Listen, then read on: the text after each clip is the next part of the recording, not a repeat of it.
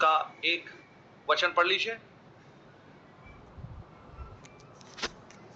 यूहन्ना 14 अध्याय। तुम्हारा मन व्याकुल ना हो, परमेश्वर पर विश्वास रखो और मुझ पर भी विश्वास रखो। आगे आगे। मेरे पिता के घर में बहुत से रहने के स्थान हैं। यदि ना होते तो मैं तुमसे कह देता, क्योंकि मैं तुम्हारे लिए जगह तैयार करने जाता हूँ। और यदि मैं जाकर तुम्हारे लिए जगह तैयार करूं, तो फिर आकर तुम्हें अपने यहाँ ले जाऊंगा, कि जहाँ मैं रहूं वहां तुम भी रहो। जहाँ मैं जाता हूँ। देखिए कितना धन्य एक वायदा प्रभु यीशु ने अपने भक्तों को, अपने चेलों को दिया कि मैं जा रहा हूं और वापस आऊंगा। कितने लोगों को शक है इस बात में कि पता नहीं यीशु आएंगे या नहीं आएंगे। चलिए, शक किसी को नहीं है, लेकिन कितने लोगों को यह गारंटी है मेरे समय में तो नहीं आएंगे, बाद में आ सकते हैं।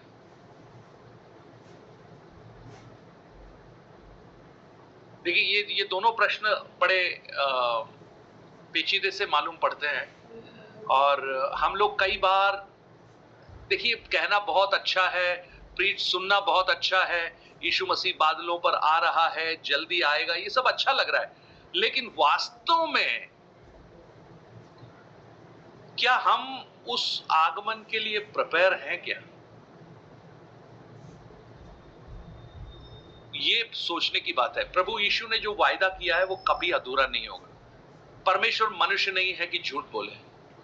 ये हमारे जैसे नहीं है, हमारे पॉलिटिशियंस जैसे नहीं है जो अभी बहुत सारे प्रॉमिसेस कर रहे हैं, अगले 5 साल में हम ये बना देंगे।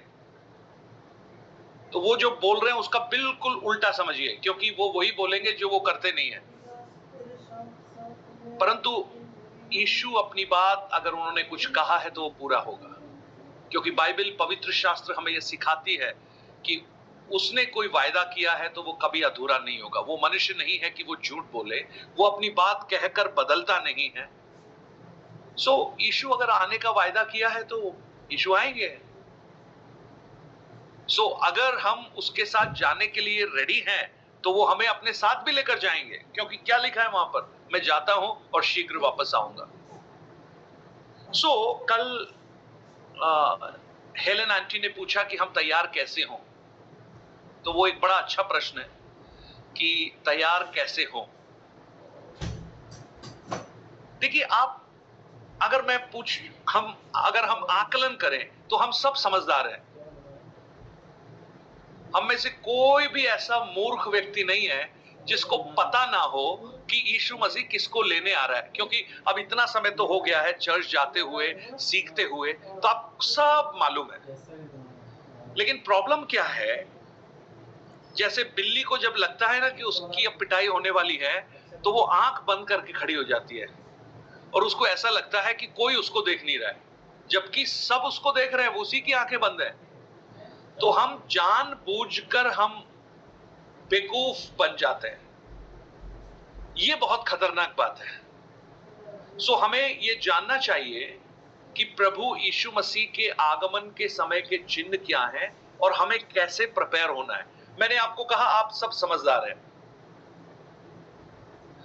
देखिए, हमारे इमानुएल जी इतने समझदार हैं कि सुबह जब जाते और बनियन पहन के अपने ऑफिस में नहीं जाते हैं। आप में से कोई भी बहन शादी में, खूब सारी शादियां अटेंड की होंगी, आप में से कोई सी भी ऐसी हैं जो मैक्सी पहन के, जो घर में आप सोते समय पहनती हैं, वो पहन के आप शादी में चले गए? नहीं गए ना। सबको मालूम है कि कहां पर क्या पहनना है, ये तैयारी है।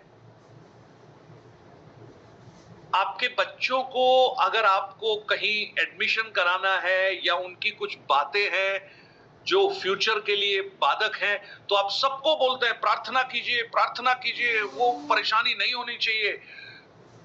आपको मालूम है, आप उसकी तैयारी करना शुरू कर देते हैं, लोगों से बोल के करवा देते हैं।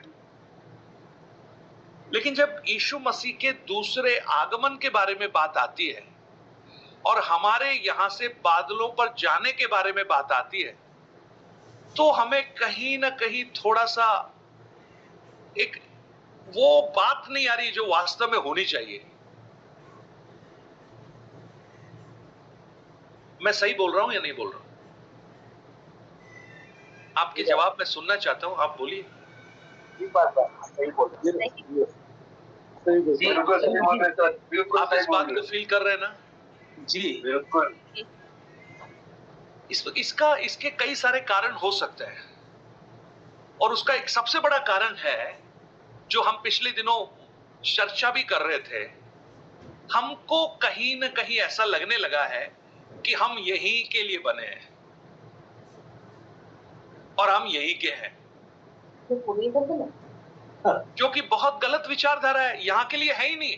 अरे जो लोग, हम तो चलो फिर भी कुछ भी नहीं है, ऐसे ऐसे लोग, माइकल जैक्सन जैसे लोग जो 100 डॉक्टर्स को अपने साथ हमेशा रखते थे, वो ये कहते थे कि हम यहीं के हैं, वो भी यहां के नहीं रह पाए। अलेक्जेंडर जैसे महाराजा जिन्होंने पूरे विश्व पर कब्जा कर लिया और उसने सोचा कि अब मैं सबका राजा बनकर यहीं पर रहूंगा, वो भी यहां का नहीं रह पाया। तो हम क्यों सोचने लगे कि हम यहां के हैं? जानते हैं क्या है? हमारे 3 सबसे बड़े शत्रु हैं, और उन शत्रुओं में सबसे पहला शत्रु है हमारी देह, हमारा जो शरीर है। ये हमारा सबसे बड़ा शत्रु है। शैतान जिसको आप शत्रु मानते हैं, वो तो तीसरे नंबर पे आता है। उसको आने की जरूरत ही नहीं है। जैसे आपने देखा होगा ना कि पहले छोटे पहलवान से लड़ाई होती है, फिर धीरे धीरे बड़ा पहलवान से लड़ते हैं, फिर सेमीफाइनल फाइनल में पहुंचते हैं। हम तो पहले दूसरे राउंड में ही गायब हो जाते हैं। छोटे छोटे से पहलवान ही हमें हरा देता है। वो तो दूर बैठ के वो खड़ा है, उसको तो लड़ने की जरूरत ही नहीं है, क्योंकि स्वर्ग में जाने की इच्छा रखने वाले थोड़ी सी शरीर की अभिलाषाओं में स्वर्ग की उन महत्वपूर्ण बातों को भूलकर उस सांसारिक अभिलाषाओं में फंस जाते हैं। और वो हमारा जो शत्रु है, जो तीसरे नंबर वाला है, वो कहता है यार मुझे तो जाने की जरूरत ही नहीं है, मुझसे पहले ही ये धराशायी हो गए। शिमशोन जैसे बड़े बड़े योद्धा, सोलोमोन जैसे बड़े बड़े ज्ञानी, ये सब खत्म हो गए यहीं पर। हमें ये वास्तव में सबसे महत्वपूर्ण है कि हमारे अंदर एक लालसा होनी चाहिए। एक लालसा, समझते हैं ना? लालसा। अब वो लालसा किसी भी तरह से हो सकती है। मान लीजिए आपके संडे को आराधना है, आराधना में इस बार पास्टर साहब ने अनाउंस किया इस बार बिरयानी होगी, तो आप आराधना से ज्यादा बिरयानी की सुगंध अभी से महसूस करना शुरू कर रहे हैं और बोल दिया सबको इस बार। और शायद शनिवार को आप रात को खाएं भी नहीं, क्योंकि संडे को हम अच्छे से खाएंगे। वो लालसा है, लालसा, आपको खाने की इच्छा है। क्या ऐसी लालसा स्वर्ग के प्रति आ रही है क्या? कहीं इसका एक छोटा सा हिस्सा भी अगर होता तो शायद हम धन्य हो जाते। देखिए, यीशु मसीह के आगमन के बारे में, उसके चिन्हों के बारे में अगर हम कहें, कई बार हम बहुत बहकावे में आ जाते हैं। यहां तक कि 2000 जब हुआ था, 2000, उस समय किसी ने कहा कि 2000 में यीशु मसीह आ जाएंगे, और अमेरिका में तो उनकी बात को मानकर कितने ही लोगों ने अपनी घर, बंगला, गाड़ी, सब कुछ बेच दिया। बोले अभी हमें इसकी जरूरत नहीं है क्योंकि यीशु मसीह आने वाले हैं। और वो एक बहुत बड़े कैंपस के अंदर चले गए, सब वहीं बैठे रहे, यीशु का इंतजार कर रहे हैं। अब 2000 तो बीत गया, अब उनकी गाड़ी भी नहीं है, उनके पास घर भी नहीं है, उनके पास खाना भी नहीं है। अब वो बेचारे बहुत परेशान हैं। देखिए, यीशु मसीह के आगमन के बारे में अब आप ये सोचेंगे कितना अच्छा होता कि हमें डेट और टाइम बता देते, कितना अच्छा होता। अभी सोच लीजिए, यीशु मसीह 1 साल पहले आ जाते तो हम में से कितने लोग आज यहां नहीं होते, और कितने लोग हैं जिन्होंने अभी मसीह के प्रचार को नहीं सुना है। हम पता है किस बात से चिंतित हैं? हम जो ज्यादा महत्वपूर्ण है उसके बारे में चिंतित नहीं है, लेकिन हम जो कम महत्वपूर्ण है उसके बारे में चिंतित है। ज्यादा महत्वपूर्ण क्या है? यीशु मसीह आएगा। कम महत्वपूर्ण क्या है? कब आएगा। लेकिन हम कम महत्वपूर्ण के लिए ज्यादा चिंतित हैं। ज्यादा महत्वपूर्ण जो है यीशु आएगा, हमें अपने साथ ले जाएगा, उसके बारे में ज्यादा फिक्र नहीं है। कब आएगा, कब आएगा, कब आएगा। आप इन सब विचारों को बिल्कुल छोड़ दीजिए। आप जब यहूदी कल्चर में, मैंने पहले भी इस बात को बताया था, जब एक मंगनी हो जाती थी, मंगनी के बाद शादी कम से कम 1 साल के बाद होती थी, कम से कम। और मंगनी के समय जो पिता है, लड़की का जो पिता है, वो निमंत्रण भेज देता था अपने मित्रों को, रिश्तेदारों को, कि मेरी बेटी की मंगनी हो गई है और बहुत जल्दी शादी होने वाली है, आप उस शादी में आमंत्रित हैं। परंतु प्रॉब्लम यह है कि उसमें डेट नहीं है। अब जिनको निमंत्रण मिला है उनकी जिम्मेदारी पता है क्या है? कि जैसे ही उनको दूसरा निमंत्रण मिले वो तुरंत चल आए शादी के लिए, क्योंकि ऑलरेडी वो इन्फॉर्म्ड है।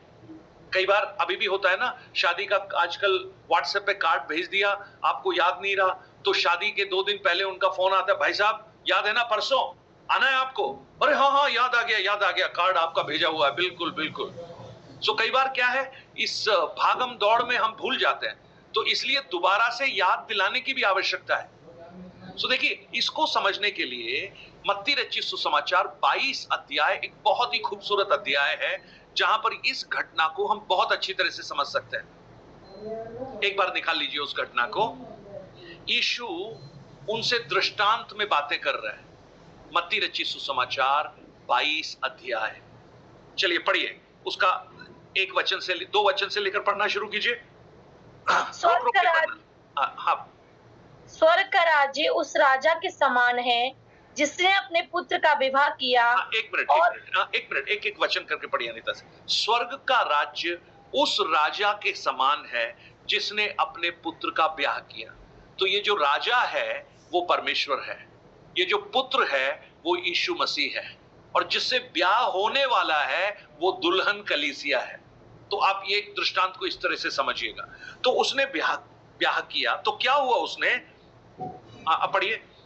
और उसने अपने दासों को भेजा कि निमंत्रित लोगों को विवाह के भोज में बुलाए, परंतु उन्होंने आना ना चाहा। बस अब आप सोचिएगा, यहां पर इसी बात को मैं समझाने की कोशिश कर रहा हूं। उसने अपने दासों को भेजा किसको बुलाने के लिए? निमंत्रित लोगों को बुलाने के लिए, जिनको ऑलरेडी निमंत्रण दिया गया है। सबको नहीं बुलाया। अब आप समझ लेना इस बात को। जब यीशु जो दूल्हा है, उस दूल्हे का ब्याह कलीसिया जो दुल्हन से होगा, उसमें सिर्फ वही जाएंगे जिनको पहला इनविटेशन मिला था। नया इनविटेशन नहीं होगा उस समय। पहला इनविटेशन क्या था? एक दिन यीशु मसीह ने दरवाजे पर खटखटाया, मेरे लिए द्वार खोलोगे? मैं तुम्हारा दूल्हा हूं। और कुछ दुल्हनों ने अपने द्वार को खोल दिया, बोले हाँ हम द्वार खोलेंगे। वो निमंत्रण पहले मिल गया। लेकिन कई लोगों ने दरवाजे बंद रखे, उनके लिए दूसरा निमंत्रण नहीं है। जिनको पहला निमंत्रण मिला था उनको फिर से निमंत्रण भेजा कि मेरे बेटे की शादी हो रही है, आ जाओ। परंतु प्रॉब्लम क्या है? जिनको पहले निमंत्रण मिल चुका था, जिन्होंने यीशु को ग्रहण कर लिया था, वो अब आने में आनाकानी कर रहे हैं। अरे बोले हम नहीं जाना चाहते, हम नहीं आना चाहते। क्यों? प्रॉब्लम क्या है? लूका रचित सुसमाचार को जब पढ़ते हैं, वहां पर लिखा है कुछ लोगों ने तो बैल खरीद लिए, अच्छा, कुछ लोगों ने खेत खरीद लिए, कुछ लोगों की शादियां हो गई। तो बैल खरीदने वाला बोला कि भाई मैंने तो बैल खरीद लिए, अभी तो उसको मुझे सिखाना है, बहुत कुछ काम करवाना है। और जिसने खेत खरीदा वो बोला कि देखो हम तो अभी खेत में फसल का टाइम है, हम अभी नहीं आ सकते, पानी देना है, बहुत कुछ करना है। और जो शादी हो गई जिनकी, वो बोले भाई अभी कैसे जाएंगे, अभी तो हनीमून का टाइम है, अभी तो हम शादी में व्यस्त हैं, अभी हम नहीं आएंगे। देखिए कितनी गंभीर घटना है। जिन्होंने पहले निमंत्रण को पाया था, अब दूसरा निमंत्रण में वो आ नहीं रहे। ये बड़ा बड़ा पेचीदा सिचुएशन है। उसके बाद क्या हुआ, अभी इस भाग को मैंने यीशु मसीह के संदर्भ में समझाया, लेकिन वास्तव में ये घटना यहूदियों को कही गई है। पहला निमंत्रण वास्तव में यहूदियों को दिया गया था। पहला जो निमंत्रण था वो यहूदियों को दिया गया था, यहूदियों को चुना गया था। परंतु जब यहूदियों के पास प्रभु यीशु मसीह के बारे में बात कही गई, उन्होंने बोला हम नहीं आएंगे, अरे शादी वादी होने तो हम नहीं आएंगे। तब राजा ने फिर से उनके पास भेजा, बोला अरे मेरे भोज तैयार हो चुका है, मेरा बैल और पशु मारे गए हैं, सब कुछ तैयार है, ब्याह के भोज में आ जाओ। फिर से भेजा। परमेश्वर ने किसको भेजा? भविष्यद्वक्ताओं को भेजा, एक एक कर शिक्षकों को भेजा, अरे तुम वापस आ जाओ, वापस आ जाओ। लेकिन ये सुनने के लिए तैयार नहीं है। और क्या हुआ? परंतु वे बेपरवाही करके चल दिए, कोई अपने खेत को, कोई अपने व्यापार को। कुछ लोग तो बिजी हैं, और जो फालतू लोग थे उन्होंने क्या किया, और जो बचे थे उन्होंने उन दासों को पकड़कर उनका अनादर किया, और यहां तक कि उनमें से कईयों को मार भी डाला। भैया ये दासों की क्या गलती है?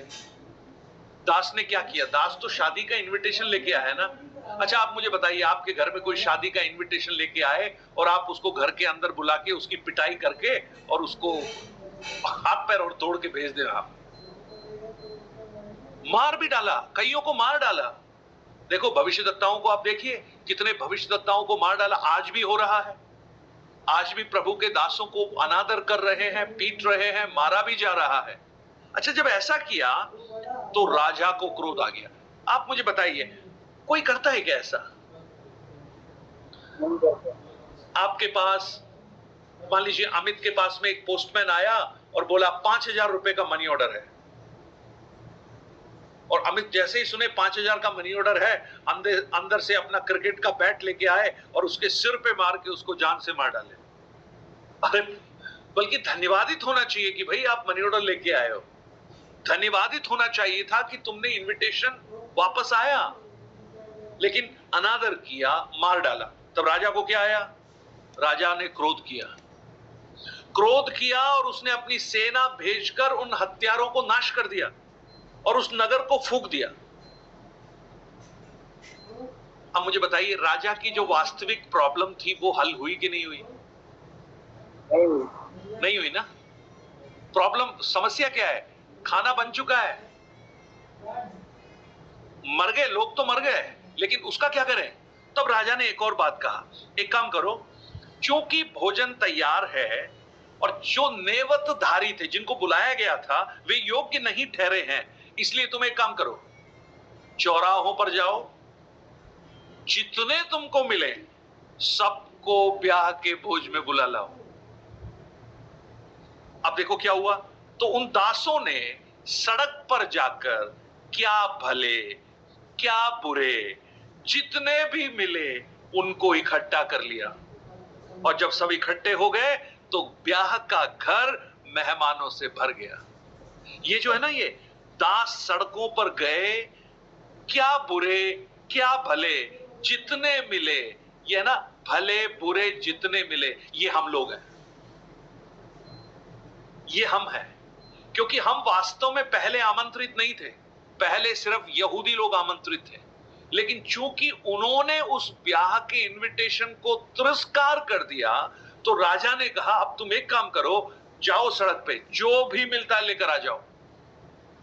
तब जब वो दास लोग आए ना, तो किसी को वर्गीस अंकल मिल गए, किसी को अश्विन जी मिल गए, किसी को इमानुएल जी मिल गए, किसी को राकेश मिल गया, किसी को एलिजाबेथ आंटी मिल गई, किसी को रेखा मिल गई, किसी को हेमराज मिल गया, किसी को अमित मिल गया, किसी को बीना आंटी मिल गई, किसी को सची बारीक साहब मिल गए, और कोई था जो ढूंढते ढूंढते आया, उसको मैं मिल गया और हमको कहा अरे चलो जल्दी खाना तैयार है।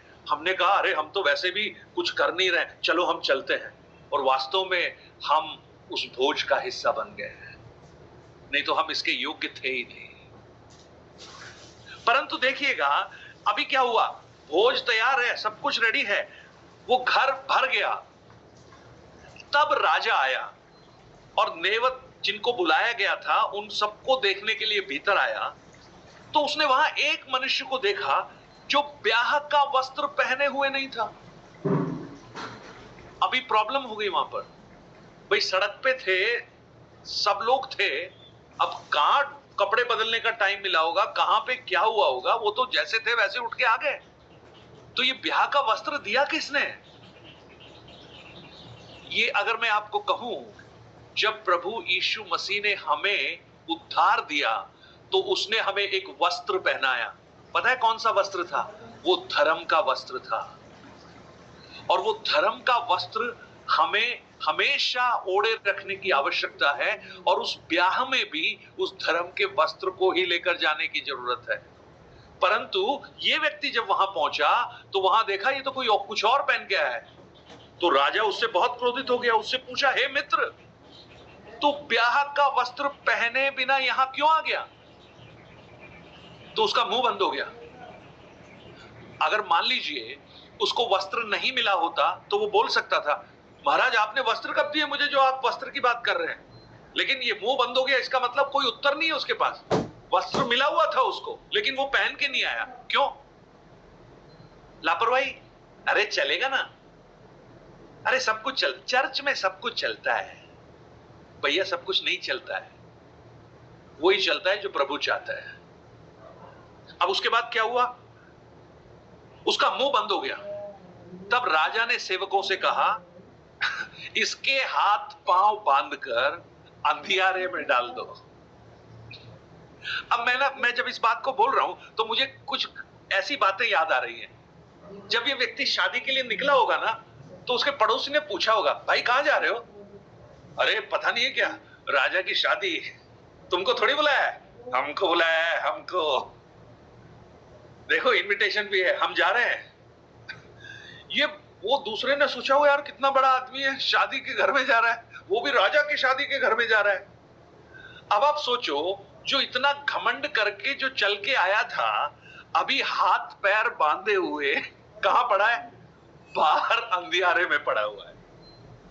आज मैं आपको एक सच्चाई बताऊं, आज बहुत से लोग इस बात को घमंड करके चले चले जा रहे हैं, अरे हम तो वो वाले हैं, हम तो उधर वाले हैं, हमको तो पहले से बुलाया गया है, हमारे दादाजी के टाइम से बुलाए हुए हैं। अरे भैया ये सब साइड में रखिए, वस्त्र है नहीं ये ध्यान रखिए। नहीं तो बड़ी खुशी के साथ निकले तो थे, लेकिन आपका डेस्टिनेशन वहां पहुंचने के बाद बदल जाएगा। अब यहां तो आप बोलेंगे हम तो वहां जा रहे हैं, हम तो वहां जा रहे हैं, लेकिन वहां जाकर वो डिसाइड करेगा कि आपको जाना कहां है। कहां पहुंच गया? अंधियारे में डाल दो। और वहां पर क्या होगा? रोना और दांत पीसना। यहां पर खिलखिला रहे थे, यहां पर चिल्ला रहे थे, लेकिन अब अलग तरीके से चिल्ला रहे हैं, अब अलग तरीके से गाना गा रहे हैं, अब अलग तरीके से खाना भी खाएंगे। और फिर लिखा है, क्योंकि बुलाए हुए तो बहुत हैं, परंतु चुने हुए बहुत थोड़े हैं। क्यों? मैं विश्वासी हूं, मैं चर्च का हिस्सा हूं, मैं वर्शिपर हूं, मैं प्रचारक हूं, मैं तो बड़ा बढ़िया हूं। ये सब आप अपनी दृष्टिकोण में सही साबित कर सकते हैं, आपके लिए दूसरे लोग भी साबित कर सकते हैं। लेकिन एक चीज याद रखिएगा, एक है जो हमें शीशे की तरह से देखता है और उसकी आंखों से कुछ भी छुपा हुआ नहीं है, और जब हम उसके सामने पहुंचेंगे तो निश्चित करेगा कि हमारा गंतव्य क्या होगा। हमें तैयारी की आवश्यकता है, हमें तैयार होना है। और मत्ती रचित सुसमाचार 25 अध्याय तो बहुत अच्छी तरह से इस बात को बताता है। मैं जल्दी से 2-3 बातें उस तैयारी के विषय में मैं बताना चाहता हूं। क्या है तैयारी, कैसे करनी चाहिए? नंबर वन जो तैयारी है ना, आप में से कितने लोग हैं जो यीशु को देखना चाहते हैं? मैं देखना चाहता हूँ। देखना चाहते हैं? यस। हाँ। अब मैं आपसे पूछूं, आप में से कितने लोग हैं जो विराट कोहली को देखना चाहते हैं? तो आपका ध्यान और ज्यादा उत्साहित हो जाएंगे। अरे बोले यीशु को तो हम स्वर्ग में देख लेंगे, वो तो बात की बात है, विराट कोहली को तो अभी देख ले। पता है क्यों? क्योंकि हम जो देखा हुआ है ना, उसी पर ज्यादा भरोसा करते हैं। आपके शहर में अगर अब कुछ लोग क्रिकेट से प्रेम करते हैं, इसलिए मैंने क्रिकेट का नाम लिया। अभी आईपीएल खत्म हुआ, आपको पता लग जाए कि आपके वहां विराट कोहली आ रहे हैं, तो आप, मैं सच बोल रहा हूं, जैसे जकई उस पेड़ के ऊपर चढ़ गया था, जगह नहीं है तो आप भी चढ़ जाएंगे वहां पे। लेकिन अगर बोले कि यीशु आ रहे हैं, तो शायद आप इस 46-47 डिग्री में तो एसी से बाहर निकलना मुश्किल हो जाएगा। विराट के लिए तो चले जाएंगे।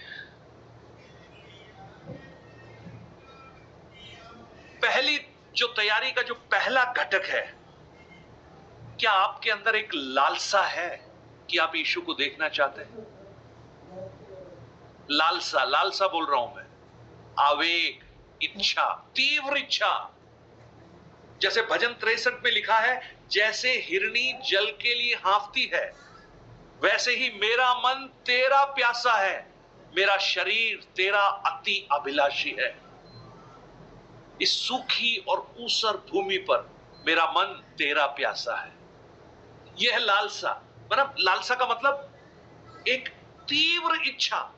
उस इच्छा को आप समझ सकते हैं कि आपको पूरे दिन में पानी नहीं मिला, 47 डिग्री के टेम्परेचर में आप धूप में जा रहे हैं, और आपका मुंह सूखा हुआ है, आपके होंठ सूखे हुए हैं, और आपको लगता है कि आपको कहीं डिहाइड्रेशन ना हो जाए, आप बेहोश होकर गिर जाएं, और आपके मन में एक ही लालसा है, एक ही इच्छा है, मुझे एक गिलास पानी चाहिए। क्या आपके मन में यीशु को देखने की लालसा है? नंबर 1। नंबर 2, क्या आपको यह भी एक लालसा है क्या, मैं यीशु के पास जाऊंगा तो सही, देखूंगा तो सही, लेकिन मुझे बहुत कष्टों के बीच में से होकर गुजरना पड़ेगा। जब इस बात को आप सोचें, तो आप इसे नकारात्मक रूप से ना लेते हुए संत पौलुस के समान ये कह सकें, इस संसार में बड़े क्लेश हैं, लेकिन ढाढ़स बांधिए। जैसा यीशु ने कहा, पौलुस ने कहा, यह हल्का सा क्लेश मेरे लिए महत्वपूर्ण है, क्योंकि यह महिमा को उत्पन्न करता है। क्या आपके अंदर उस कष्टों को सहने के प्रति एक अरुचि तो नहीं है? और नंबर 3,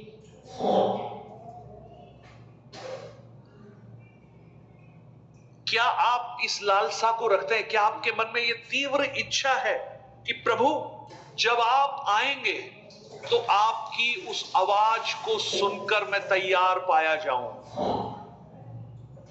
किसी भी तरह से मैं उसमें छूट ना जाऊं। ओके, मैं जल्दी से इन बातों को मैं थोड़ा विस्तार से बताने की कोशिश करता हूं। क्या आप यीशु को देखना चाहते हैं? एक वचन निकालिए, पहला यूहन्ना उसका 3 अध्याय, उसका 2 और 3 वचन। पहला यूहन्ना उसका 3 अध्याय, उसका 2 और 3 वचन। हे प्रियो, अब हम परमेश्वर की संतान हैं, और अभी तक ये प्रकट नहीं हुआ कि हम क्या कुछ होंगे। इतना जानते हैं कि जब वो प्रकट होगा तो हम उसके समान होंगे, क्योंकि उसको वैसा ही देखेंगे जैसा वो है। और जो कोई उस पर ये आशा रखता है, वो अपने आप को वैसा ही पवित्र करता है जैसा वो पवित्र है। देखिए यूहन्ना क्या कह रहा है। ये जो यूहन्ना की जो पत्री है ना, पहला यूहन्ना, दूसरा यूहन्ना, तीसरा यूहन्ना, ये इसलिए लिखी गई है कि जो विश्वास यीशु मसीह पर हमने किया है, उस विश्वास के अंगीकार को दृढ़ता से थामे हुए हम विश्वास में स्थिर रहे। सो यहां पर यूहन्ना क्या कहता है? हे प्रियो, अभी हम परमेश्वर की संतान हैं। अब तक यह प्रकट नहीं हुआ है, अभी प्रकट नहीं हुआ है, अभी संसार को नहीं मालूम है, और यह भी नहीं मालूम है कि हम क्या होंगे, पर इतना जानते हैं और हमें जानना भी चाहिए कि जब वह प्रकट होगा तो हम भी उसके समान होंगे। आप इस सच्चाई को आप समझ पा रहे हैं? और हम उसको वैसा ही देखेंगे जैसा वो है। आज वो हमें दिखाई तो देता है, लेकिन धुंधला दिखाई देता है। आज हम वचनों से उसको देखने की कोशिश कर रहे हैं, आज हम अपने विश्वास की आंखों से उसको देखने की कोशिश कर रहे हैं। आज हम प्रार्थना करते हैं, प्रभु जहां भी 2 या 3 आपके बीच आपके नाम से जमा होते हैं, आप उनके बीच में उपस्थित होते हैं। और हम विश्वास करते हैं कि हमारा प्रभु यीशु हमारे बीच में उपस्थित है। हम विश्वास की आंखों से देख रहे हैं। परंतु यूहन्ना क्या कह रहा है? एक दिन आएगा जब वह प्रकट होगा, और जब वो प्रकट होगा तो हम जैसे आज है वैसे नहीं रहेंगे, हम उसके समान हो जाएंगे और उसको हम वैसे ही देखेंगे जैसा वह है।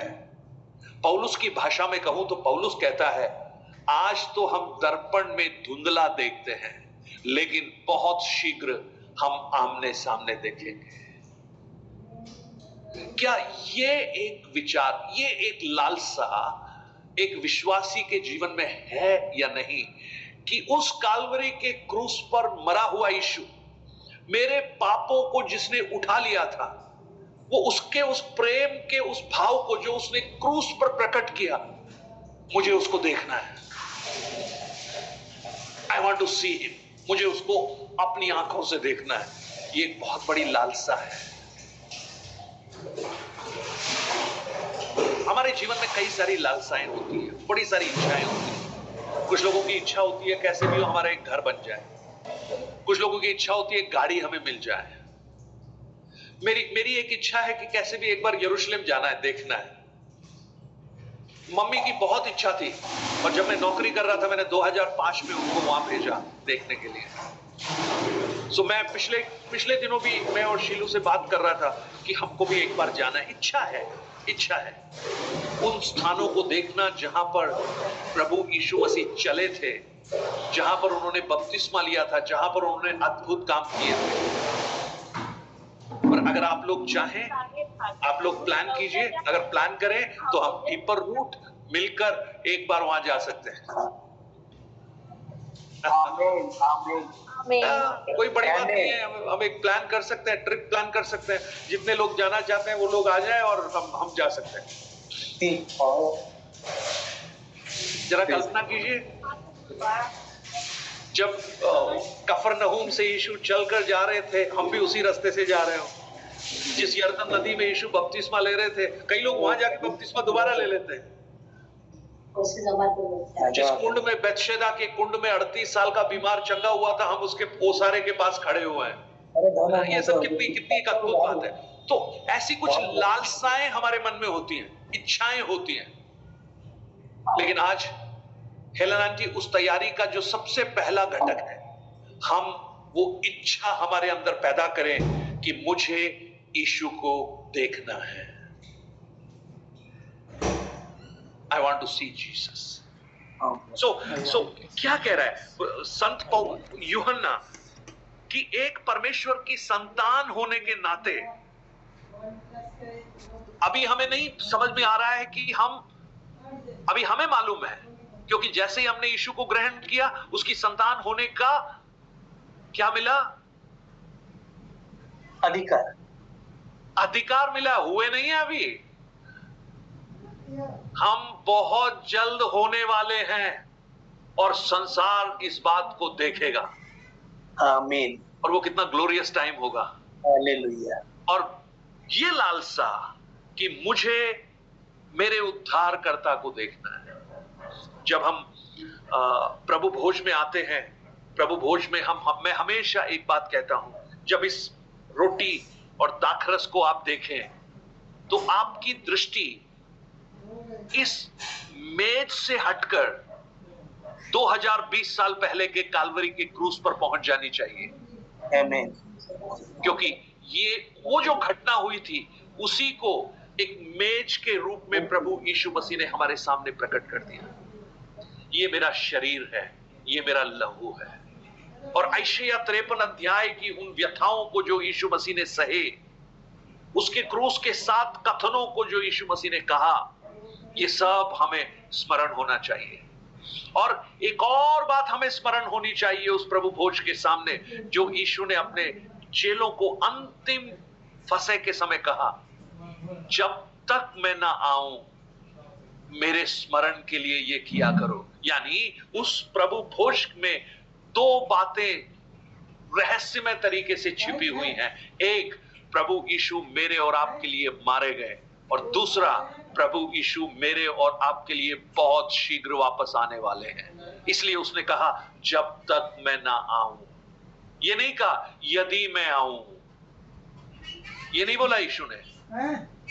हो सकता है मैं आ जाऊं, हो सकता है नहीं भी आऊं, जैसे मौसम विभाग वाले बोलते हैं, हो सकता है बारिश हो भी जाए, हो सकता है ना भी हो।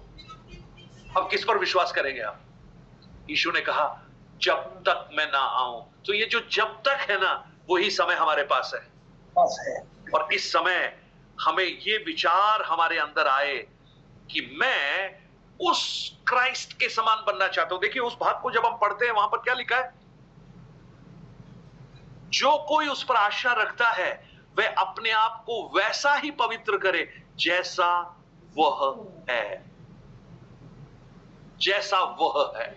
यानी मैं जो परमेश्वर की संतान हूं, मैं जो प्रभु के समान बनने जा रहा हूं, फ्यूचर एक बात वो बता रहा है, परंतु आज जो समय अभी हमें मिला है उसमें हम ये तैयारी करें कि हम मसीह के सदृश, क्योंकि हम उसके समान बन जाएंगे, तो क्यों ना अभी से उसकी तैयारी शुरू कर दें।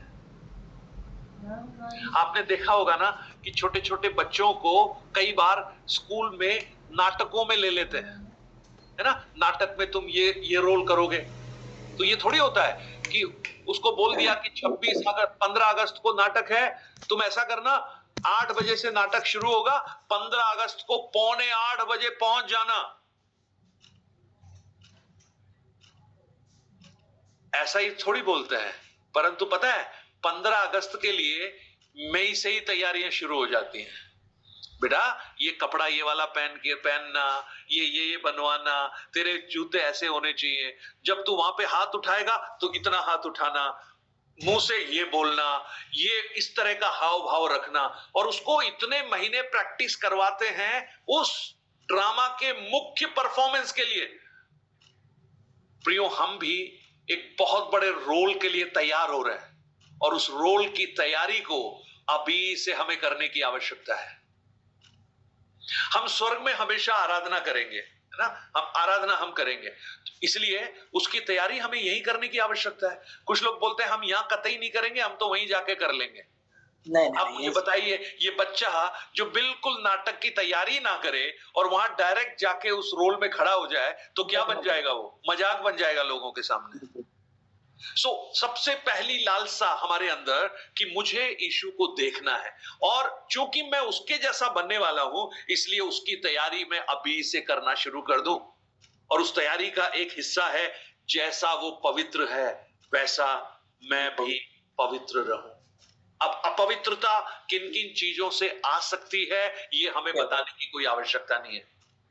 क्या मुझे यह बताने की आवश्यकता है कि तुम शराब पीने से अपवित्र हो जाते हो? अगर यह भी बताकर ही समझाने की आवश्यकता है तो फिर हम तो फिर मूंछों वाले बच्चे बन गए हैं। चलो मेरे तो है ही नहीं, कोई बात नहीं। बच्चों को समझाना पड़ता है ना, छोटी छोटी बातें, ये मत करना, ये मत करना, ये मत करना। लेकिन समझदारों को समझाने की जरूरत थोड़ी है। हमको पता है क्या चीजें खराब है, हमको पता है क्या सही है क्या गलत है, हमको पता है बुरी संगति क्या है, हमको पता है गाली क्या होती है, हमको पता है व्यभिचार क्या है, हमको पता है चोरी क्या है, हमको पता है झूठ क्या है, हमको पता है गलत रिश्ते क्या है। ये सब हमको पता है। ये पता होने के बावजूद भी अगर हम अनजान बन जाएं तो हम उस बिल्ली के समान है जो आंख बंद करके खड़ी है। प्रियो, अगर तैयारी आपको करनी है तो सबसे पहली तैयारी आप अपने मन से कीजिए, मुझे यीशु को देखना है। एक गाना है ना, बहुत ही खूबसूरत गाना है, वहां पर है, वहां हल्लेलुया हुल्लड़ होवेगा। सुना होगा आपने वो गाना?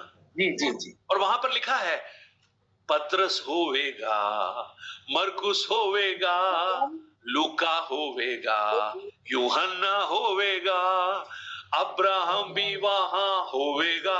और उसके बाद लिखा है, और हूंगा मैं। हूंगा मैं। इन सबके साथ में हम लोग वहां उस परमेश्वर की आराधना कर रहे होंगे। जिस मूसा के बारे में आप पढ़ रहे हैं कि लाल समुद्र में होकर गया, 30 लाख लोगों को लेकर निकला, उस मूसा के साथ खड़े होकर हम उसकी आराधना कर रहे होंगे। जिस यीशु को आप विश्वास की आंखों से देखते हैं, उसके सामने खड़े होकर हम आराधना कर रहे होंगे। आप मुझे बताइए, ये लालसा है या नहीं? है। तो ये लालसा हमारे अंदर नहीं है तो आनी चाहिए। और हम चूंकि उस परमेश्वर की संतान है, इसलिए संतान का एक बड़ा ये तो साधारण रूप से कहते हैं ना, बाप पे गया है। कुछ बच्चों को देख के कहते हैं बाप पे बिल्कुल नहीं गया है। अच्छा लगता है क्या? आप सोचिए, आप किसी घर में गए और वहां पर उस बच्चे के पिता को और बच्चे को देखकर कहते हैं, अरे आपका बेटा है क्या? नहीं, आपके जैसा तो बिल्कुल नहीं लगता। तो पिताजी पूछेंगे, फिर किसके जैसा लगता है? हम अगर परमेश्वर की संतान हैं तो हम परमेश्वर के जैसे दिखने चाहिए, शैतान के जैसे दिखने नहीं चाहिए। और अगर शैतान के जैसे दिख रहे हैं तो पता है उसका कारण क्या है? हमारा पिता परमेश्वर नहीं है, शैतान है। और वचन में लिखा है, तुम शैतान की संतान हो, इसलिए झूठ बोलते हो। क्योंकि वो पवित्र है, मुझे भी पवित्र बनना है, मुझे उसके समान बनना है। और इसलिए दूसरा कोरिन्थी 3:18 में लिखा है, अतः हम सबके उघाड़े चेहरों से जब उसका तेज प्रकट होगा तो हम भी उसी रूप में जो आत्मा है अंश अंश कर कर बदलते चले जाएंगे। वो अगली 2 बातें हम कल पढ़ेंगे, लेकिन आज क्या हमारे अंदर एक लालसा है? क्या हम उसके लिए तैयार हैं? क्या हमें अच्छा लग रहा है कि प्रभु हमें जाना है यहां से? पौलुस कहता है, जी तो चाहता है कि मैं कूच कर कर अपने मसीह के पास जा मिलूं।